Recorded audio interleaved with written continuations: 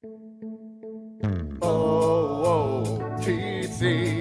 Hey, that's cool. You got a podcast? Well, I didn't know that. That's cool. Now you do.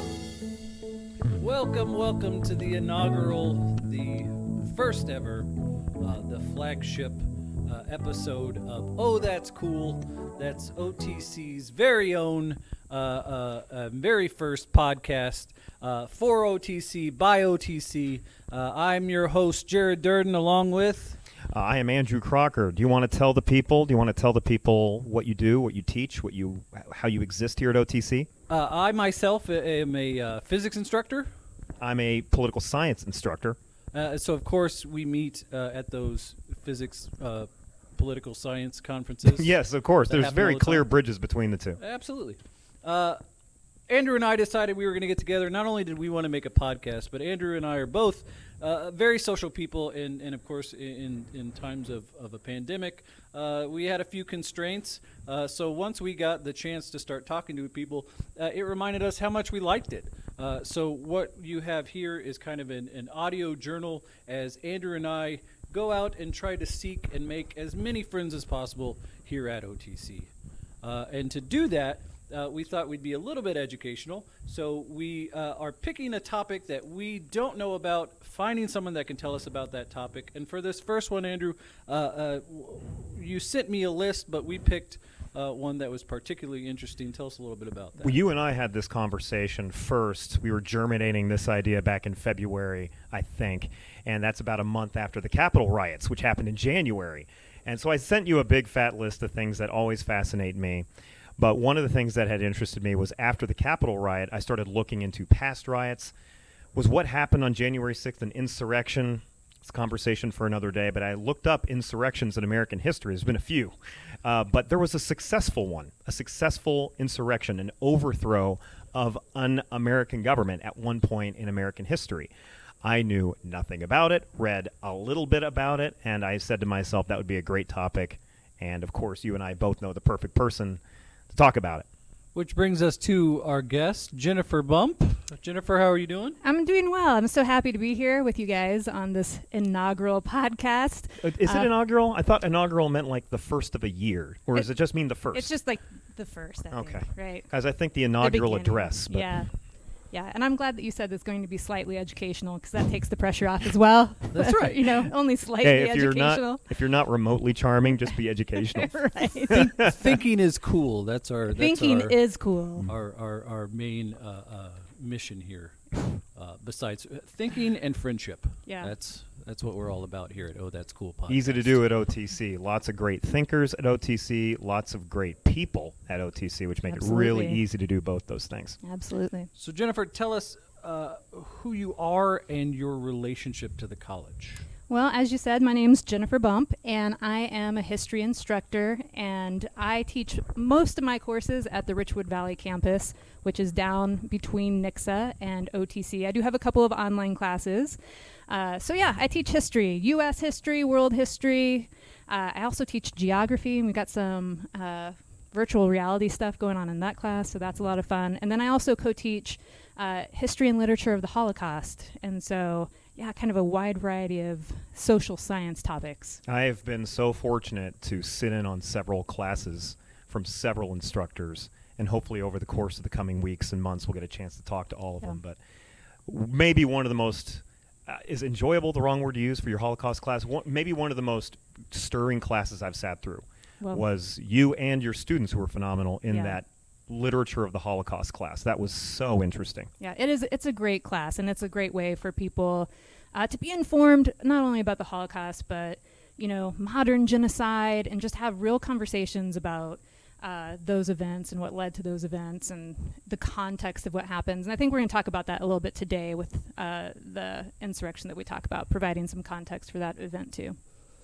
I am interested in this idea of virtual reality being brought into the classroom, which when I saw Lawnmower Man in whatever 90s something, I did not see this coming necessarily, but I totally get right away as soon as you say that it would make a lot of sense to have a virtual reality setting where we can look and kind of put ourselves back in that context of that time. How do you guys use it, or have you been using it? So I'm using it in my geography class, and I really like it because here, you have Southwest Missouri students who are coming, into OTC. Many of them have not had the opportunity to travel internationally. And so in geography, when we're talking about these different regions of the world, we can use virtual reality, and literally they get to go to Russia and see the landscape and see different buildings. They can go to places in the Caribbean and just all around the world. And it's so great to see these students with the little virtual reality glasses right up, looking at places, turning around. And for me, it was really awesome because, several of the students would take their virtual reality glasses off and be like, I want to go to Russia now. That's so cool, right? And just being able to experience something that maybe otherwise they wouldn't have gotten to. So it's been a really great tool in geography for sure. I am too enmeshed in politics to think fondly of Russia all the time, but Right. but whenever you divorce yourself from that Yeah. political conversation, you just Yeah. focus on the architecture Yes. and the crazy. I mean, they have every climate, Absolutely. every culture you could ask for in a Yeah. country that big. Yeah.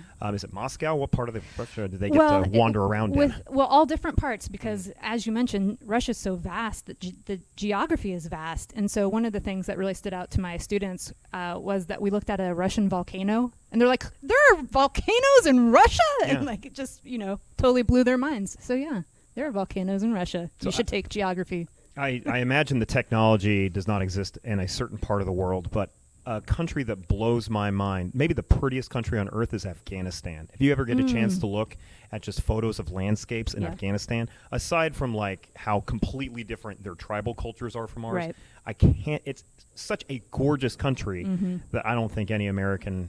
I don't know how safe it would be Yeah. to visit, but I Right. think that'd be a fantastic place to walk around in. Yeah. And there are parts when we get to that region of the world that sometimes, because of certainly the situation with war and politics, virtual reality we don't have as much opportunity with virtual reality, but there was some. Like, I was able to show students parts of Afghanistan, Pakistan, and it's really a powerful moment to be able to see these regions that maybe you've only seen on CNN, on the news, and it's war-torn. So yeah, it's really cool. Makes it a lot easier, I think, to understand and remember Yeah. and step outside yourself Yeah, too. contextualize what's happening, Yeah. Yeah. Very cool. So, getting to know you, we this segment of the podcast, we've got a few questions. Sure. They're the kind of questions that you might take a personality quiz online with, that kind of thing, right? So Yes. we're not going to pick your Harry Potter house or anything like that, but just to kind It's of get to know Gryffindor. you better. It's Gryffindor. It's okay. Gryffindor. Because I didn't want to assume, and I'm Right. not going to test really tell. Right. So, That feels like a round peg in a square hole, you and Gryffindor. I took the quiz. That's what they said. Who am I to challenge the Sorting Hat? You have Hufflepuff. Is it Hufflepuff? Yeah. I should have read up more before I wandered into that one. who is your hero? Oh boy. Who is my hero? And it doesn't have to be only this is my hero. Okay. Give us someone I have a lot of heroes. you see as here. Give us on this podcast. Who would you want us to know about and why? Oh man. There's this lady in history. Her name is Dorothea Dix, and I find her to be just amazing because she's alive in the 1800s, which of course is a time when women did not have a lot of power in any sort of way. Certainly they weren't voting yet, obviously. For all intents and purposes, controlled by men, can't really own property unless they're widowed and have no male heirs and all that kind of stuff, right? And so Dorothea Dix is this single former school teacher, and she takes it upon herself to reform the prison system. It's a Of part America? she starts in Massachusetts, 'Kay. and then she spreads out to America, and then she goes to Europe and talks to the Pope. Has an audience with the Pope, because what she found is she went into these prisons, and of course we don't have a great, at that time, handle on mental illness, right? And so there were people who, they just called them crazy, and they were literally like chained in rooms without heat and without clothing. And she's like, people should not be treated that way. We need to change this. So she snuck into all the prisons. Well, I shouldn't say snuck in. She went into all the prisons in Massachusetts under false pretenses. She said she was there to teach the inmates the Bible, which was a big part of the social reform movement at the time.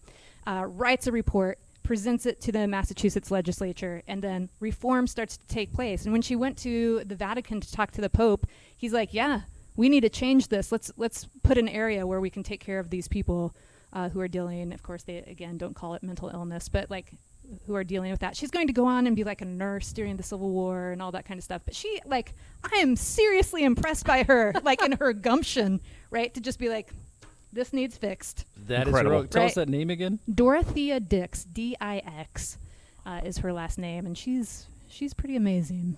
I will put her on the hero list. Yeah, she should be. Dorothea, and she's a Bay Stater. She's a Massachusetts person. Yeah. Now I'm suddenly doubting myself. Massachusetts or Maryland, but I'm pretty sure it's Massachusetts. Sure, Yeah. We have at the end of every podcast we have a fact-checking segment. That's true. Jennifer Bump was wrong. That's right. And we do have we have theme music for that too. Oh, It's good. Very Like Price dun, is Right. Have you ever seen Press Your Luck? Yeah. Oh, I love, Oh, no yeah. whammy, no whammy, no whammy. Yes, Stop. actually, there's a graphic and everything. Oh, the that's whammy awesome. comes up. Do you think how many people know what Press Your Luck is? Is that coming back? Oh, I don't know. They know surely it's back. They have They have entire channels for game shows. I There's hope no so. chance they're not milking that cow As for an all it's worth. instructor, though, it no longer matters to me if people get the references Oh. I'm using. Like, I pretty much use the same material every Yeah. semester, Yeah. and most of my references are Yeah. pre-90s. Yeah, right. Which, if you didn't know, younger students now refer to as the late 1900s.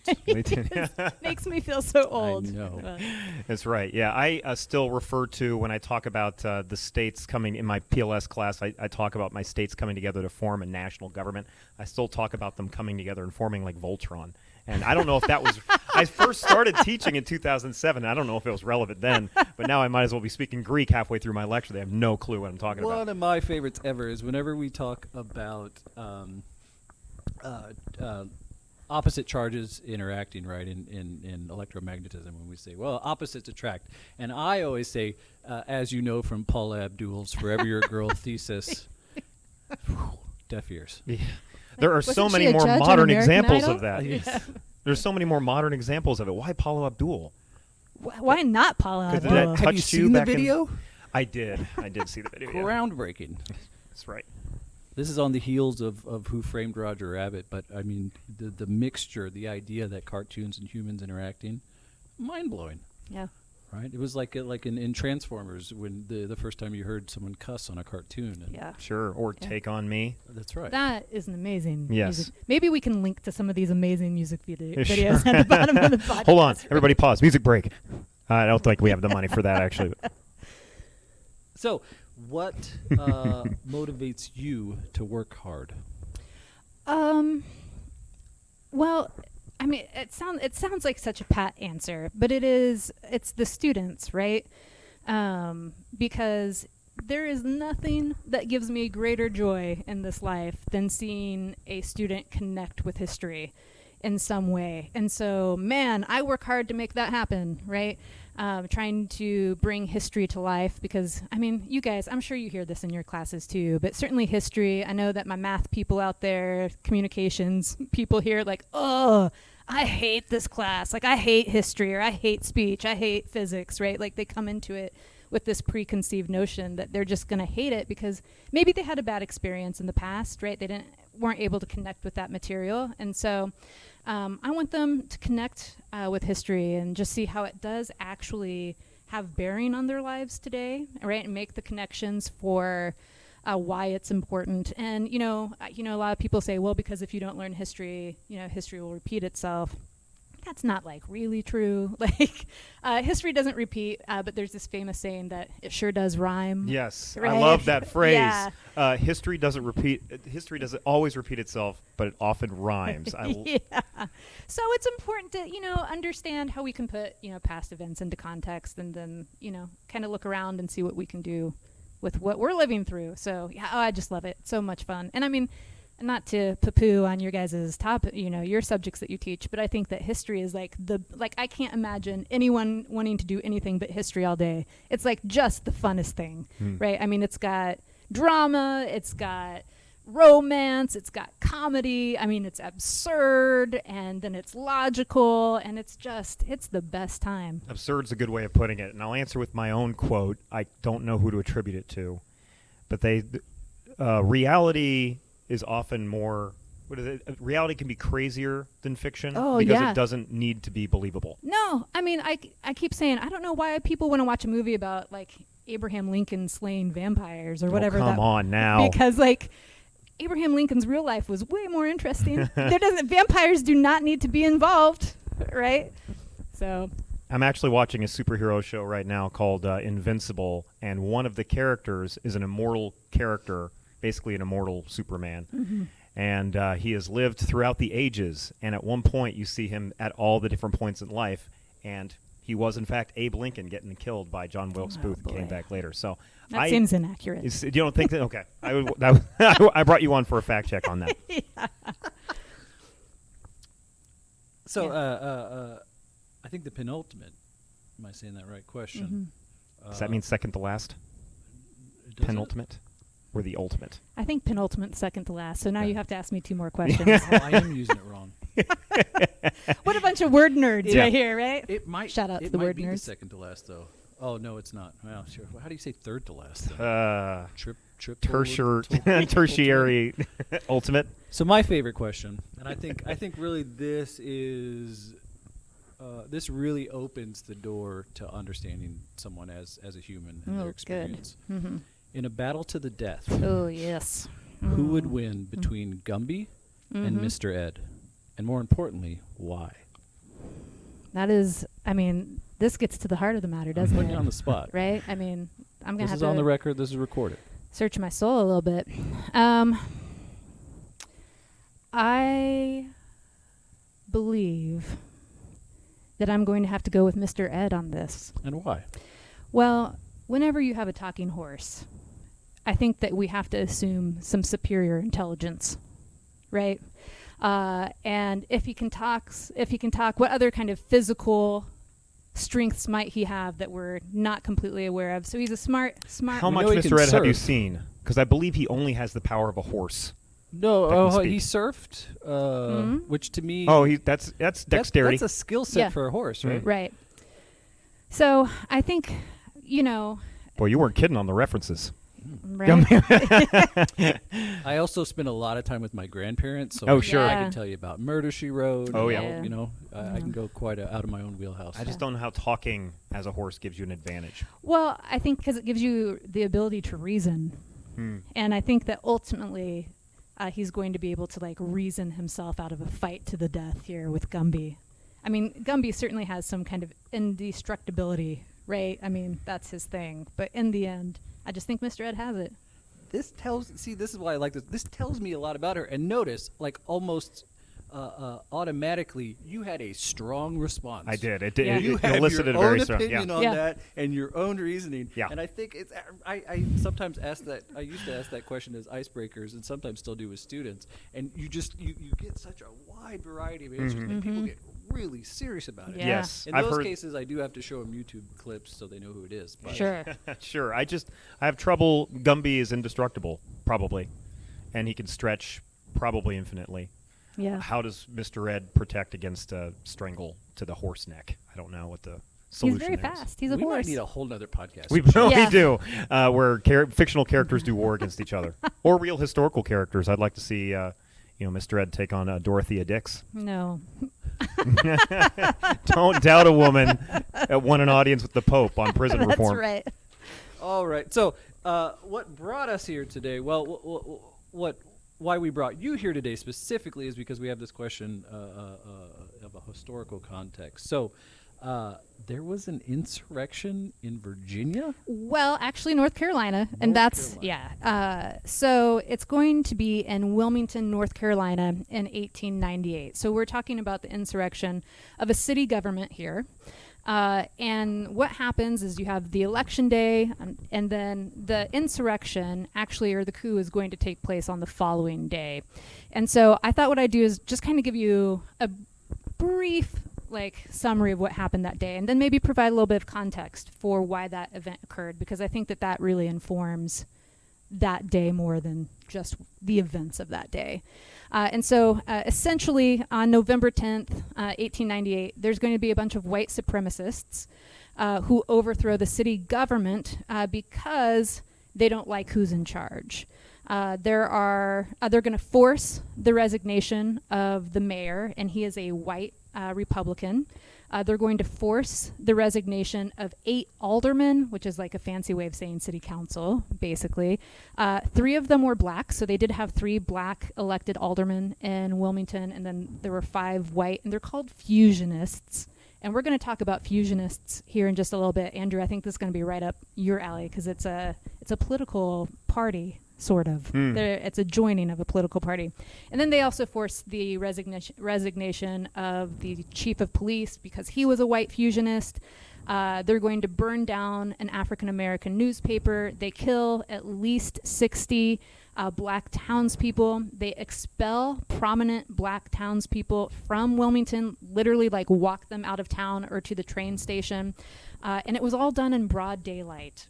None of the conspirators were ever brought to trial. They weren't even prosecuted. And I think that this is a pretty telling fact of the aftermath. Prior to this event, there were about 125,000 registered black voters in North Carolina. By 1902, there were only 6,000. So one of the outcomes of this event are that white supremacists are going to become in control of the government and make it hard in North Carolina. They're going to, of course, put all these voter restrictions on black people and make it harder for them to participate in democracy. And so that's the basic event. That last in a part nutshell. Sounds all too familiar for residents of Springfield. Oh, so we're going to certainly tie what happened here in 1898 to some events that occurred in Springfield in 1906, because there are certainly some similar themes, unfortunately, between this event. So a little bit of background about Wilmington. Wilmington, prior to the coup, was a majority black city. There was about 20,000 residents. About 55% of the residents were black. At one point in time, it was the highest proportion of African Americans in any large city in the South. And so because of that, the black citizens felt, I don't want to say free, but certainly they felt like they could hold their own cultural celebrations. One thing that they did in public was they would celebrate Emancipation Day. Of course, this is a throwback to the Emancipation Proclamation. So this was a big festival in January. If you had to guess how the white citizens of Wilmington felt about Emancipation Day, what would you guess? Well, North Carolina is south of the Mason-Dixon line. So I thought they would have not been. They did not like it. Yeah, yeah, that is correct. So, and this is happening in public, right?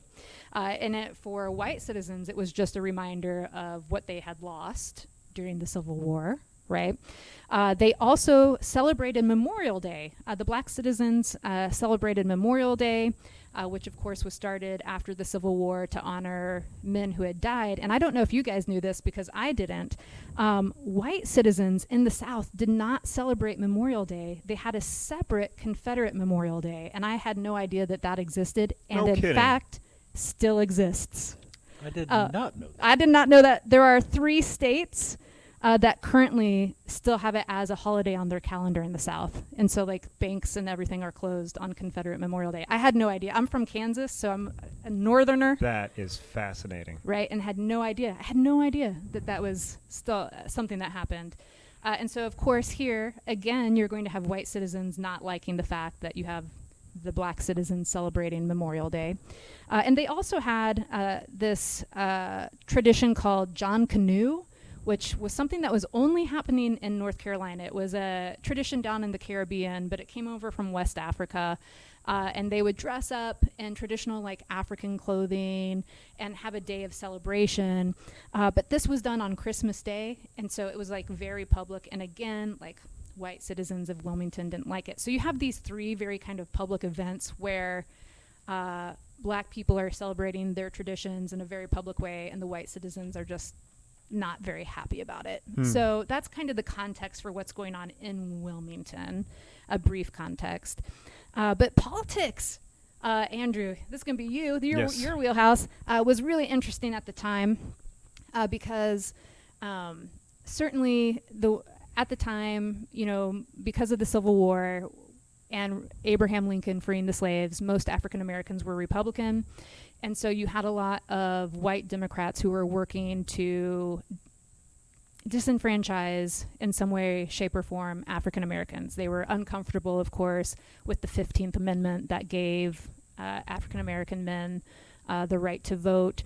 And so what they had done pretty early on is taken away.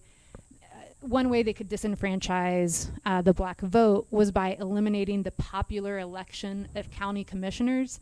So counties did not elect their own county commissioners. It was a position that was appointed by the state legislature. And so as long as the Democrats held on to the state legislature, they could make sure that counties that where Wilmington was, black people would not be ruling in that area, right? So they took that away. But what's going to happen? Have you guys heard of the Industrial Revolution? I've heard of that. Yeah, I that's a believe so, thing. yes. Kind of important. The entire reason that we have the ability to do this podcast, right? And so with the Industrial Revolution, farmers in the United States kind of felt like no one cared about them anymore, that it was all about industry and they were losing prestige and all of this. And so they're going to form a political party. Do you know which one that is, Crocker? No. Yes, you do. It's the Populists. That's a farm to table. The Populists? Yeah, the Populists. They're going to represent Southern and Western farmers. They're going to, in the 1896 presidential election, hang all of their hopes on William Jennings Bryan, who's a Democrat. So the Populists were pro-farmers, right? And so you have this whole movement that everyone's we're mad at industrialization, so we're mad at industry, we're mad at railroads, we're mad at the banks, right? And what happens is that the Democrats, who had traditionally had quite a few farmers, begin to alienate them because they come out as pro-railroad, pro-bank, and those are the things that the Populists line up with industry. Yes. And so there's a real issue. So what ends up happening is that there are going to be these people who are populists who align themselves with Republicans so that they can get their interests of anti-bank, anti-railroad stuff. And who are Republicans in the South? Well, we've got some black voters. And so the alignment of these populists, these white populists, and these black Republicans become known as fusionists. Interesting, sure. Yeah. And what's remarkable is that the fusionists, it's very unique, right? It's the only group during this time in history where you actually have a multiracial, political movement working for the same goals, right? It just was not happening because of racism, right? And so these fusionists are actually able to put people into power in North Carolina. They successfully are going to elect a black Republican to Congress in 1896. His name was George Henry White. Several black politicians to the state assembly, state senate. And then the next year, Wilmington have several black aldermen who eventually during this coup will be unseated. A Republican mayor, black jailer, a black coroner, and a bunch of other city positions, right? And so all of the sudden, we see Wilmington policemen who are black. It is important to note that the police chief, who was white, but was a fusionist, told the 10 city police officers who were black never to arrest a white man. And that had more to do with their safety than anything else. Yeah, sure. Just don't arrest a white man. I imagine almost everything you're mentioning is historic. The first ever for almost everything you just listed. Yeah, I mean during the era of Reconstruction, there's going to be I think a senator from Louisiana maybe that's elected who is black. But it's unique. This group is certainly unique to the time period, for sure. I mean, some interesting things going on. And so even though there are some black men who've been elected to like the alderman position, the coroner, that kind of stuff, what starts to happen is that Democrats start to talk about how Wilmington's being dominated by black people, right? And that was unacceptable to them. And so this is what's going to be what starts, I don't want to say starts because there was already anger, right? In flames, right? We had all those very public celebrations taking place, and now to the white citizen, white Democrat, it just looks like, their way of life is being completely destroyed. And so the press has a role. The press has a role in this as well. There was a black-owned newspaper called The Daily Record, and it was ran by Alex and Frank Manley.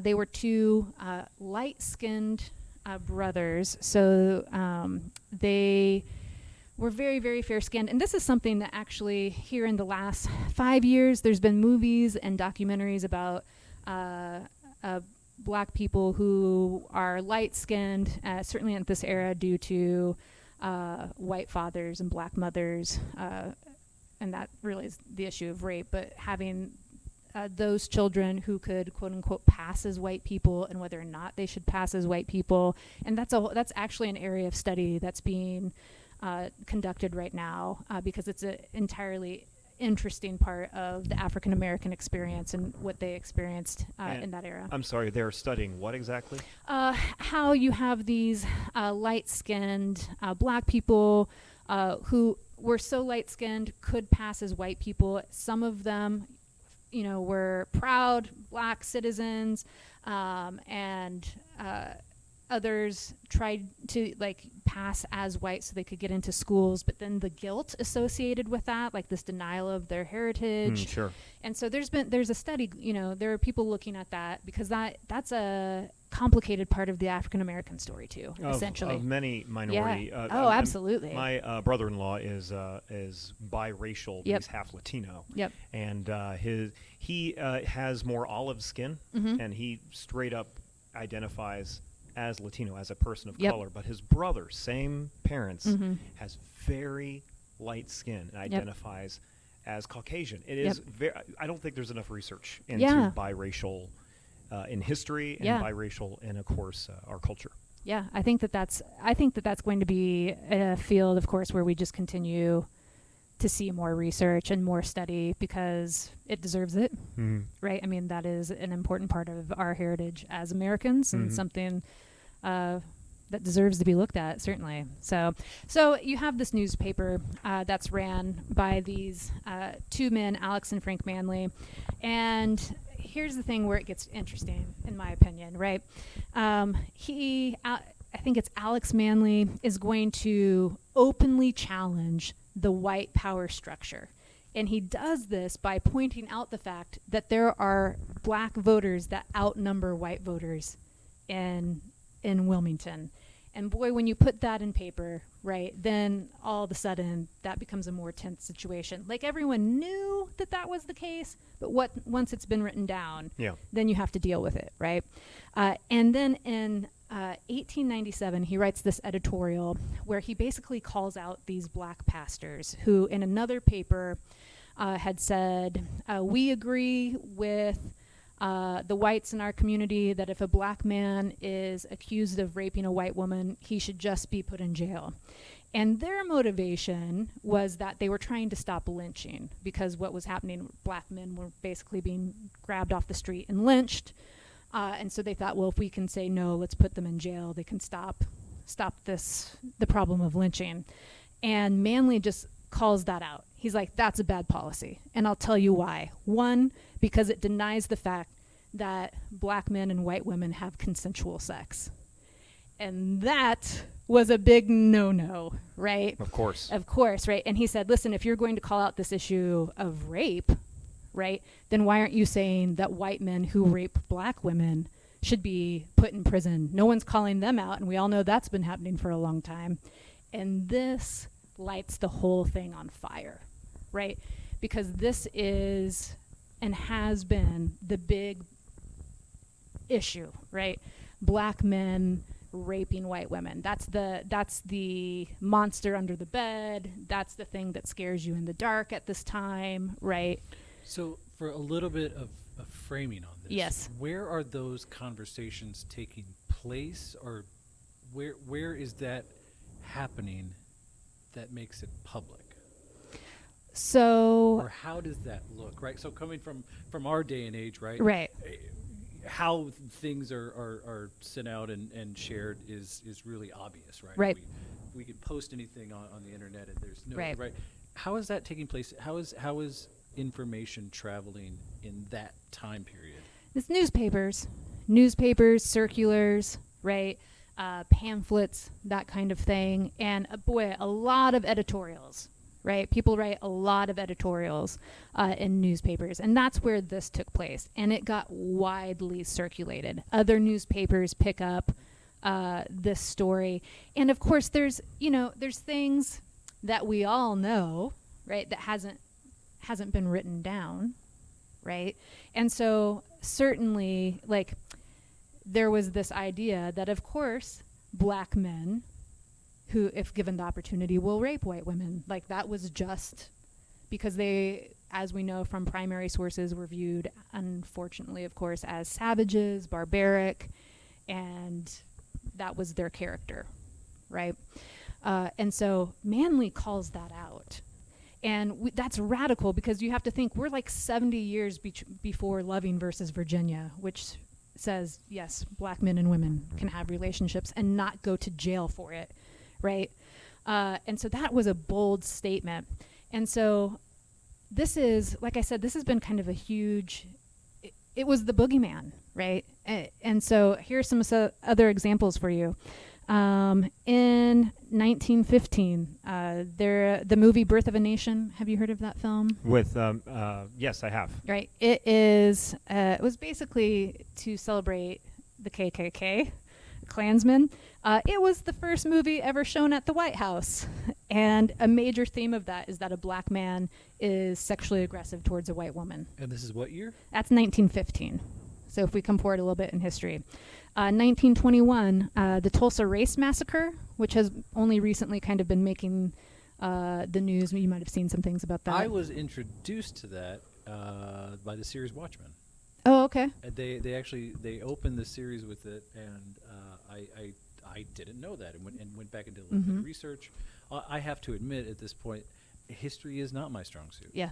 And I didn't gain appreciation for it until I was much older, and now it's like just as much of it as I can get. Yeah. So a lot of these times, I know Andrew's going to go, "Oh yeah," and I'm just sitting quietly Well, because I didn't know that. Yeah, I think that The best thing about history is the oiled paintings and the very static look of what we typically associate with historical figures. These were living, breathing souls with their own skeletons, with their own thought process, their own logic. Seeing black and white photos in color is amazing. Yeah. just as much as just eye-opening about how much we can disassociate ourselves with time when really, in a larger picture, not much has passed.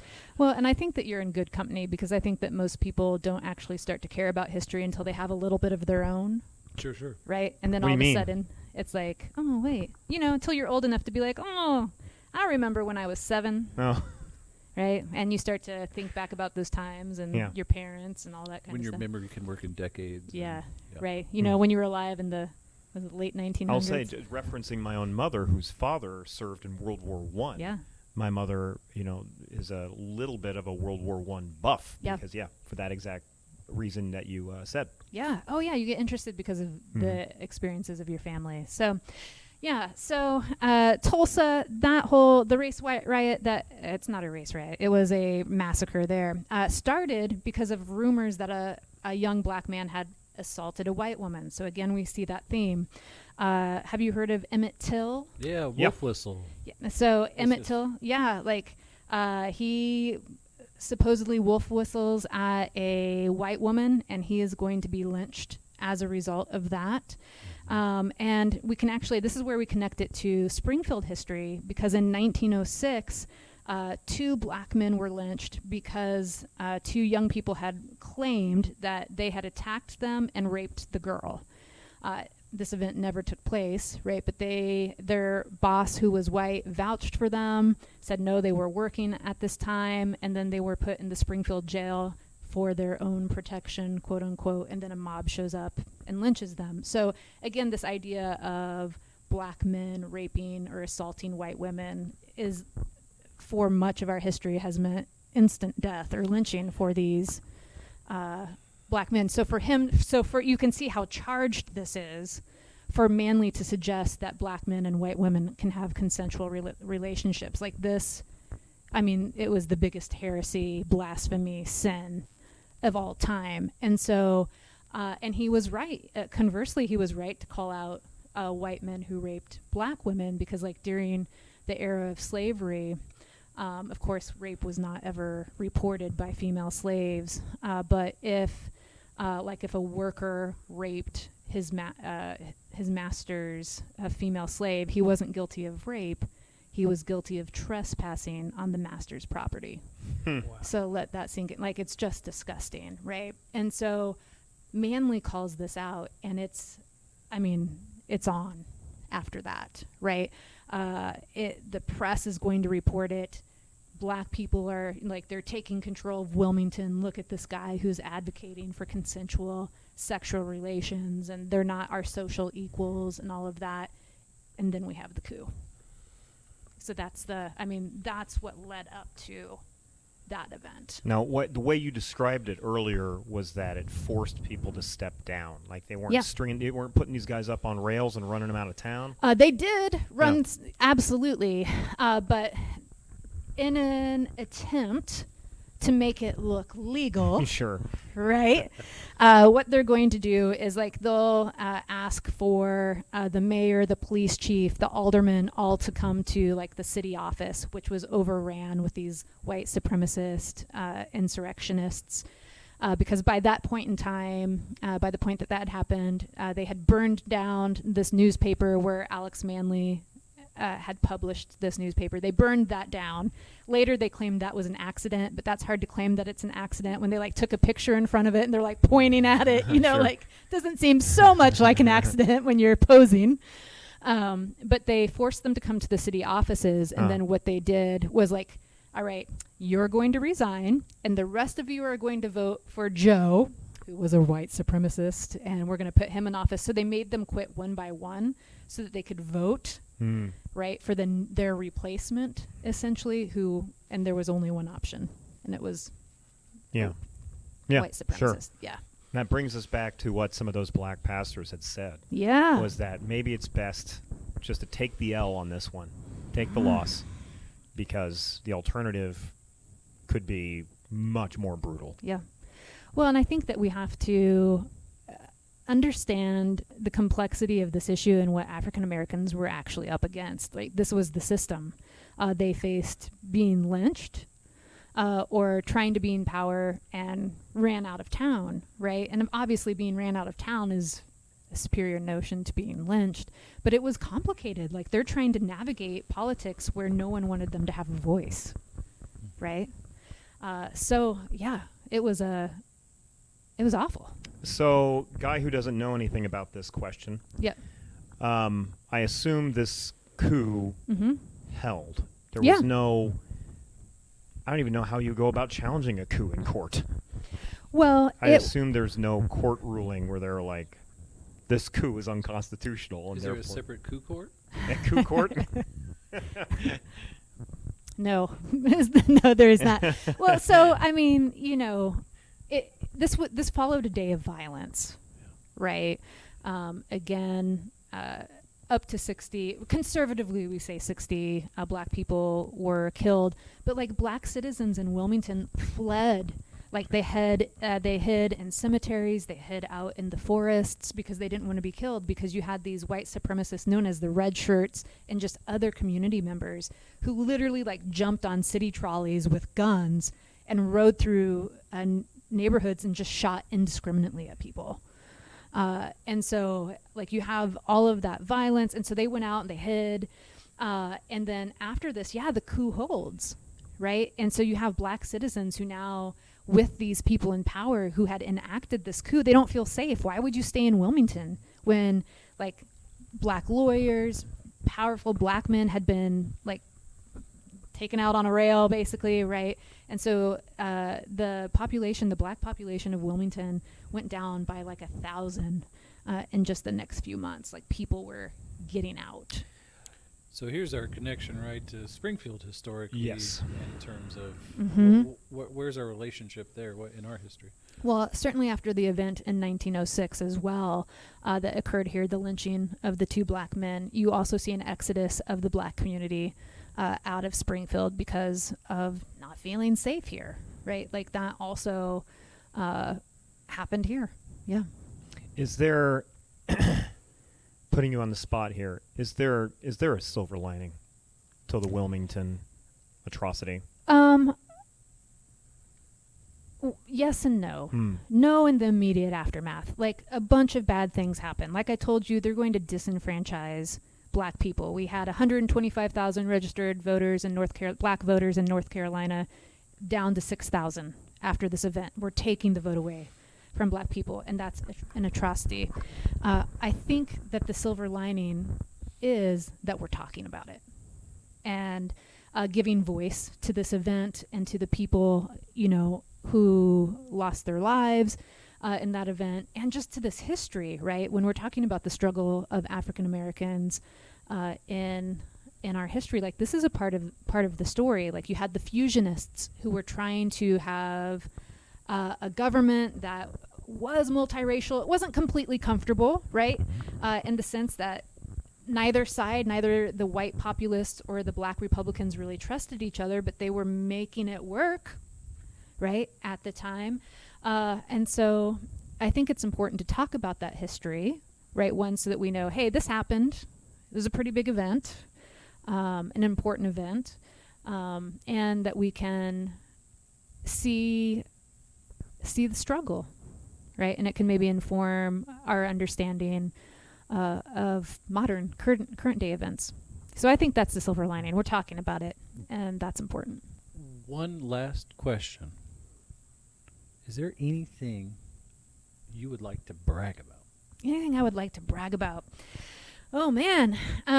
Well, I am very proud of a student organization that I started at the Richwood Valley campus called the Helpers, and it is to foster community service. That's all the group is about, is serving the community, getting to know, of course, fellow club members. We do things like food drives, and we have brought the cute dogs to campus for finals, right? That kind of thing. So anything that's community service oriented, and I'm pretty proud of that. It's a good group of students. Of course, because of the pandemic, we've not been able to meet, but I'm looking forward to the fall when we can get that going again. Just for the puppies. Just for the puppies. Just for the puppies alone. Yeah. Yes. I cannot thank you enough for joining us. Thank you Thanks so for much. having me. Yeah. Dorothea Dix. Dix and her work in Massachusetts. Yeah. The insurrection that took place in North Carolina. Your helpers group. Jen? Yeah. I didn't know that. I didn't know that. Now you do. Thank you so much. Thanks, guys.